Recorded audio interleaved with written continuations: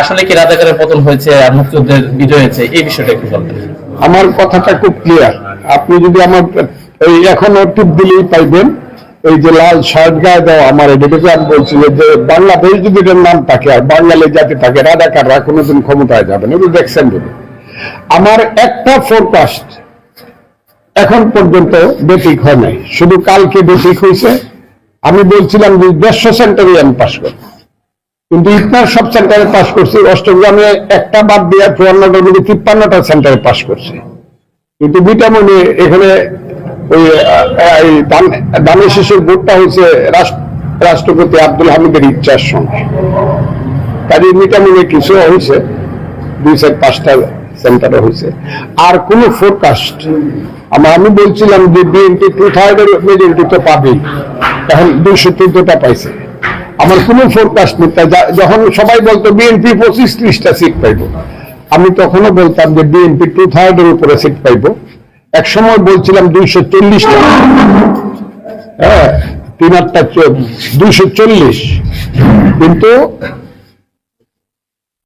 বিএনপির প্রতি যে বিমাতা সুলভ আচরণ করা হয়েছিল, যেমন ধরেন দেখতেছি জামাতের আমি 5 ভোটে পাশ করছে নাকি, আগে দেখাইছিল 15 ভোটে ফেল, এখন সকালে দেখতেছি 5 ভোটে পাস।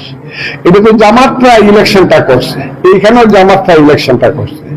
আমার উপরে, আমার কর্মীদের উপরে যে অবিচার করা হয়েছে, এই পিটানো, মাইর দেওয়া, দৌড়ানি, ওয়ারেন্ট দেওয়া, ধরে নেওয়া, জেলখানায় রাখা, এইটা আমি তো বলতে গেলে একটা নিষ্ঠুর বিরোধী দলের থেকে আমি ইলেকশনটা করছি। এটা তো আমার উপরে হওয়ার কথা ছিল না, কেন হইল আমি বুঝলাম না। এরপরে আছে অফুরন্ত টাকা, হ্যাঁ যারা ফানিবাদ খাওয়ার যোগ্যতা যাদের নেই তারা কোটি কোটি টাকা খরচ করছে। আমি বললাম তো এদের ইতিহাস ফানিবার এর চেয়েও কম, যে সহলে ফানিবাদও খাইতে পারে নাই, কিন্তু এরা কোটি কোটি টাকা খরচ করে ইলেকশন করছে। কাজে যদি আরেকটু হইতো, যেমন ধরে না এখানে যদি ফেয়ার, একদম ভোটটা যদি ফেয়ার হইতো, মানে মারামারি দরাদরি, বিএনপি দেখলে পিটায় গাঙ্গের মধ্যে ফালানো, এখনো মিটামুল হসপিটাল ভরা আছে, কিশোরগঞ্জে ভরা আছে, এখনো 3 জন লোক 2 বছর করে কারাদণ্ড আছে। কিসের আমার আনন্দ, কথাটা বুঝছেন না? আমার 50,000 ভোট আরো বেশি হইতো কম পক্ষে ইলেকশন ফেয়ার হইলে। এই কারণে আমার মনটা খুব, যে আপনারা বলতেছেন খুশি বেশি ভোট পাইছে, এইটা বেশি ভোট না, বুঝছেন আপনার কথাটা? আমার 50,000 ভোট আমার কমায় দিছে। এই যে আমরা দেখেছি ব্যাপক ভোটে আপনি বিজয় হয়েছেন, তাহলে কি হাওড়ে বাসী আশা করতে পারে আমরা একটা মন্ত্রিত্ব পাবো এই কিশোরগঞ্জ 4 আসনে? আমি মন্ত্রিত্ব কি পাবো না পাবো এটা তো তারেক রহমান সাহেবের ব্যাপার, এটা দলের ব্যাপার। আমার এই ব্যাপারে কোনো ধরনের কথা নেই। দল যদি মনে করে অবশ্যই হবে, না হইলে হবে না, এটা নিয়ে আমার কোনো, আমার হলো জনগণের যে ভার্ডিক্ট, ম্যান্ডেটটা পাওয়ার কথা, এই যে জনগণ আমার দিছে। কথাটা কি বুঝতে আমরা পারছেন? কিছু আগে দেখেছি আপনি শারীরিকভাবে অসুস্থ হয়েছেন, কিন্তু আজকে যে আপনার মনের খুশি বা মানে দেখা যাচ্ছে যে শরীরের মধ্যে আসলে আগের 10 বছর বা 15 বছর এগিয়ে যাওয়ার যে শক্তিটা পেয়েছেন, এই মনোবলটা একটু শেয়ার করেন। যে এই মনের আমি 78 বছর বয়সে কোনোদিনই হসপিটালে এক রাইতে ঘুমাই নাই। হঠাৎ করে তারেক রহমান সাহেবের যে মহাসমাবেশ ছিল বড়দের 21 তারিখে, এইটাতে যাওয়ার পথে অসুস্থ হয়ে গেছিলাম। এরপরে এখন পর্যন্ত সুস্থ আছে আল্লাহর রহমতে, এবং এই সুস্থতাটা থাকবে, কারণ আমার হার্ট, লিভার যা আছে সব ক্লিয়ার। শুধু তারা বলতে চাইছে যে আমার একটু শ্বাসকষ্ট হয়েছে। এই আপনার কাছে শেষ প্রশ্ন, এই হাওড়বাসীর কাছে আপনার মেসেজটা কি? হাওড়বাসীর কাছে মেসেজটা হলো, আমি যতদিন আছি তাদের পাহারাদার হিসাবে, হ্যাঁ বলতে গেলে তাদের রাজনৈতিক গোলাম হিসাবে আমি তাদের সেবা করে যাব সব জায়গাতে। হাওড় শান্ত থাকবে, হাওড়ের মানুষের শান্তি থাকবে, ভালো মানুষ রাস্তা দিয়ে বুক ফুলায় হাঁটবে, খারাপ মানুষরা অনেক দূরে থাকবে সমাজে। এটা হইলো হাওড়বাসীর কাছে আমার মেসেজ। আর উন্নয়নের জন্য যদি আল্লাহ 5 বছর রাখে, আমি একটা অফুরন্ত চেষ্টা করে যাব। বীর মুক্তিযোদ্ধা ফজলুর রহমান সাহেব বিজয়ী হয়েছেন, খুবই আনন্দিত হয়েছি। অভিনন্দন তাকে, শুভেচ্ছা তাকে এবং তার পরিবারকে এবং তার ভোটার যারা তাদেরকে, যে ফজলুর রহমান সাহেবকে তারা সমর্থন করেছেন। কারণ একজন মুক্তিযোদ্ধার পরাজয় আমরা দেখতে চাই না। এত গর্ব করে মুক্তিযুদ্ধের কথা তিনি বলেছেন, এত গর্ব করে তিনি বঙ্গবন্ধুর কথা বলেছেন, এত গর্ব করে তিনি স্বাধীনতার কথা বলেছেন, সার্বভৌমত্বের কথা বলেছেন, সেখানে তার পরাজয় কোনোভাবেই আমরা মেনে নিতে পারতাম না। এক ধরনের দুঃখবোধ, এক ধরনের যন্ত্রণা। ফজলুর রহমান সাহেব যে চ্যালেঞ্জ করে গিয়েছেন, জামাতের আমিরকেও তিনি একসময় চ্যালেঞ্জ করেছেন, সিলেটে আপনি দাঁড়ান আর ফজলুর রহমান দাঁড়াবে। এই যে গর্ব, যে দেশের মানুষ আমাকে গ্রহণ করে নেবে, মুক্তিযুদ্ধকে গ্রহণ করে নেবে, সেই গর্বে যাতে কোনো প্রকার আঘাত না লাগে সেটাই চেয়েছিলাম। সেই জন্য একটু অনেকেই আতঙ্কিত ছিলেন ফজলুর রহমান সাহেবের রেজাল্ট কি হবে। তিনি একটি ব্যাপক ভোটে, বিপুল ভোটে তিনি বিজয়ী হয়েছেন। অভিনন্দন, আবারও শুভেচ্ছা। আর আরেকটি ভালো লাগার বিষয় আপনাদের সাথে শেয়ার করি, সেটি হচ্ছে বিশ্ব প্রতারক, বিশ্ব টাউট এবং বাংলাদেশের সবচেয়ে একটা কলঙ্কিত চরিত্র কর্নেল উলি, প্রেসিডেন্ট হওয়ার খায়েশ যার মধ্যে রয়েছে, এবং প্রেসিডেন্ট হওয়ার জন্য তিনি দেশের স্বাধীনতা, মুক্তিযুদ্ধ, সার্বভৌমত্ব সমস্ত কিছুকে বিসর্জন দিয়ে তিনি জামাতে ইসলামীতে যোগ দিয়েছেন। তিনি ব্যাপকভাবে পরাজিত হয়েছেন। দুইটা আনন্দ আপনাদের সাথে শেয়ার করলাম, নিশ্চয়ই এই আনন্দ আপনাদের মধ্যেও আছে।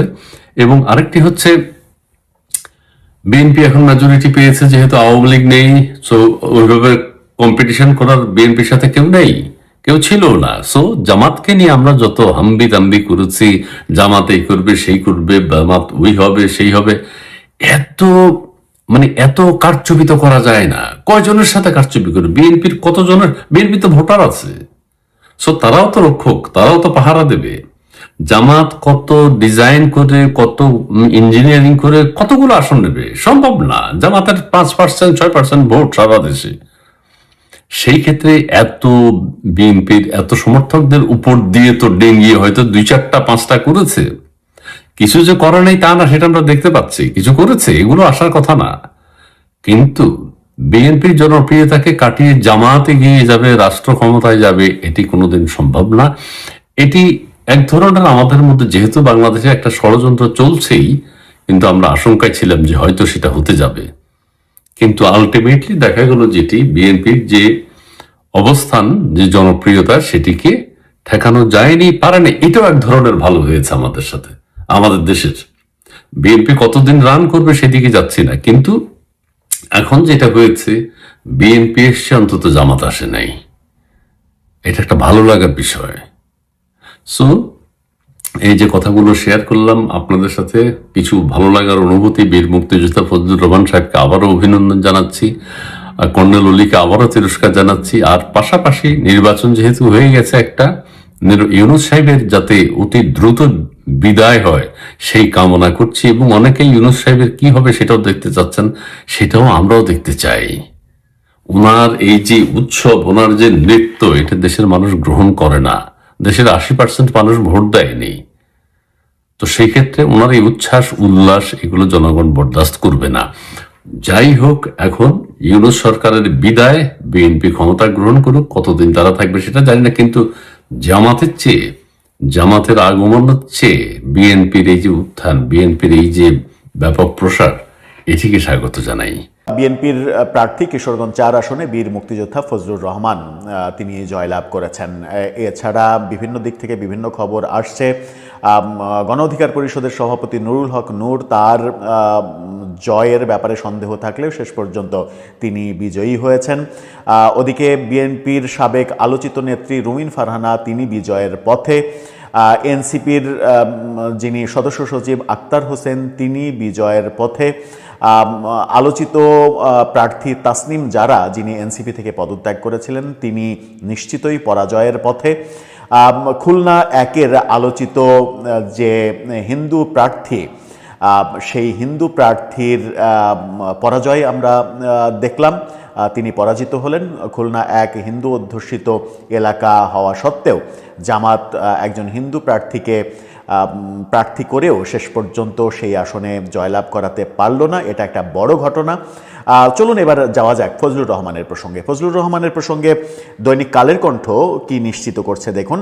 তারা বলছে কিশোরগঞ্জ 4 আসনে বিজয়ী বীর মুক্তিযোদ্ধা ফজলুর রহমান। এই তথ্য কালের কণ্ঠ নিশ্চিত করছে। পাশাপাশি ফজলুর রহমান নিজে 2টি ফেসবুক পোস্টে এই বিজয়টা নিশ্চিত করেছেন। একটি ফেসবুক পোস্টে তিনি তার পেজ থেকে লিখেছেন, 300 আসনের মধ্যে আমার আসনেই সর্বোচ্চ ব্যবধানে বিজয়। এই জনরায়ের নিরঙ্কুশ ঘোষণা, এটাই মুক্তিযুদ্ধের চেতনা। আরেকটি পোস্টে তিনি লিখছেন ৭৬,৭৯০ ভোট বেশি পেয়ে সংসদ সদস্য হিসেবে নির্বাচিত, সকলের সাথে যোগাযোগ করা সম্ভব হচ্ছে না, ক্ষমা প্রার্থী, সকলের জ্ঞাতার্থে জানিয়ে দিলাম। যদিও সংখ্যা লেখার সময় তিনি ভুল করে ৭৬,৭৯০ জায়গায় তিনি ৭,৬৭,০০০ লিখে ফেলেছেন। এটা একটা মিস্টেক হয়েছে, পোস্ট দেখলেই বোঝা যায়। চলুন যাওয়া যাক কালের কণ্ঠে কি বিস্তারিত রেজাল্ট দিচ্ছে। ইটনা, মিঠামাইন, অষ্টগ্রাম এই 3টি উপজেলা মিলিয়ে কিশোরগঞ্জ 4 আসনে সেখানে তিনি বিজয়ী হয়েছেন ৭৬,৯০৭ ভোটে। সেখানে দেখা যাচ্ছে যে অ্যাডভোকেট ফজলুর রহমান তিনি পেয়েছেন ১,৩২,৫৫৩ ভোট। ১,৩২,৫৫৩ ভোট। তার নিকটতম প্রতিদ্বন্দ্বী ইসলামী ছাত্র শিবিরের সাবেক কেন্দ্রীয় নেতা ও জামাত ইসলামের ঢাকা সিটি কর্পোরেশন উত্তর শাখার আইন বিষয়ের সেক্রেটারি অ্যাডভোকেট শেখ মোহাম্মদ রোকন রেজা, তিনি পেয়েছেন ৫৫,৬৪৬ ভোট। ৫৫,৬৪৬ ভোট মানে ৭৬,০০০ বেশি, প্রায় ৭৭,০০০ ভোটে তিনি পরাজিত হলেন। এই পরাজয় যখন আমরা দেখলাম তখন চলুন একটু এই আসনটাতে চোখ মেলে দেখি। এই আসনে আমরা দেখছি যে সংক্ষিপ্ত হিসাবে দেখছি যে এখানে ভোটার সংখ্যা ৪,০৮,৩৫২। এই ফটোকার্ডটা দেখলেই বুঝতে পারবেন। সেখানে ২,১১,১৮২ জন পুরুষ, ১,৯৭,১৬৬ জন মহিলা এবং 4 জন তৃতীয় লিঙ্গের ভোটার। সেখানে প্রার্থী ছিলেন মোট 8 জন। সেই লিস্টটাও আপনারা দেখে নিতে পারেন। ফজলুর রহমান যিনি বিএনপির প্রার্থী, মোহাম্মদ রোকন রেজা শেখ জামাতের প্রার্থী, যাদের মধ্যে প্রতিদ্বন্দ্বিতা হলো। এছাড়া যারা প্রার্থী ছিলেন তারা হলেন কাজী রেহা কবির স্বতন্ত্র, নুরুল ইসলাম ইনসানিয়াত বিপ্লব বাংলাদেশ এই দলের, জয়নাল আবেদিন ন্যাশনাল পিপুলস পার্টির, খায়রুল ইসলাম ঠাকুর বাংলাদেশ খেলাফত মজলিস, বিল্লাল আহমেদ মজুমদার ইসলামী আন্দোলন বাংলাদেশ, মোহাম্মদ শাহিন রেজা চৌধুরী স্বতন্ত্র। অর্থাৎ এখানে 2 জন স্বতন্ত্র ছিলেন, সব মিলিয়ে 8 জন ক্যান্ডিডেট ছিলেন। সেখানে ফজলুর রহমান প্রায় ৭৭,০০০ ভোটের ব্যবধানে জিতলেন। তিনি দাবি করছেন যে এটাই এখন পর্যন্ত ঘোষিত যে ফলাফল তাতে সবথেকে বেশি ব্যবধানের বিজয়। কিন্তু আমরা আনঅফিসিয়ালি হলেও জানি যে কুমিল্লার দেবিদ্বারে কুমিল্লা 4 আসনে হাসনাত আবদুল্লাহ বিশাল ব্যবধানে, এর চাইতেও বড় ব্যবধানে বিজয়ী হয়েছেন, সেরকম তথ্যই আমরা জানতাম। সেই বিজয়ের সংখ্যা 1 লাখের অনেক বেশি। যাই হোক, শেষ পর্যন্ত আনুষ্ঠানিক সরকারি ফলাফল আসলে নিশ্চিত হওয়া যাবে যে ব্যবধানটা কার সব থেকে বেশি হলো, কে রেকর্ড গড়লেন। তবে একজন মুক্তিযোদ্ধার যেমন যেহেতু যাওয়া উচিত বলে মনে করছি, সংসদে মুক্তিযোদ্ধারা যদি না যেতে পারেন, বীর মুক্তিযোদ্ধারা, তাহলে এটা সংসদের জন্য একটা কলঙ্কজনক ব্যাপার হবে। ফজলুর রহমান ছাড়াও অনেক বীর মুক্তিযোদ্ধা এবারের ভোটে অংশগ্রহণ করছেন। বীর মুক্তিযোদ্ধারা আরও বেশি সংসদে যাওয়ার সুযোগ পাবেন, সেই প্রত্যাশা আমাদের। বিএনপির বিরোধী জোটে রয়েছেন কর্নেল অলি আহমেদ, তিনি তার খবরটা এখন পর্যন্ত আমরা নিশ্চিত হতে পারিনি, তিনি বিজয়ী হচ্ছেন নাকি পরাজিত হচ্ছেন, জামাত জোটের হয়ে তিনি নির্বাচন করছেন। সব মিলিয়ে দর্শক, আপনার ভাবনা এই নির্বাচন এবং কি হতে চলেছে, আপনার মতামত জানিয়ে লিখতে পারেন আমাদের কমেন্ট বক্সে।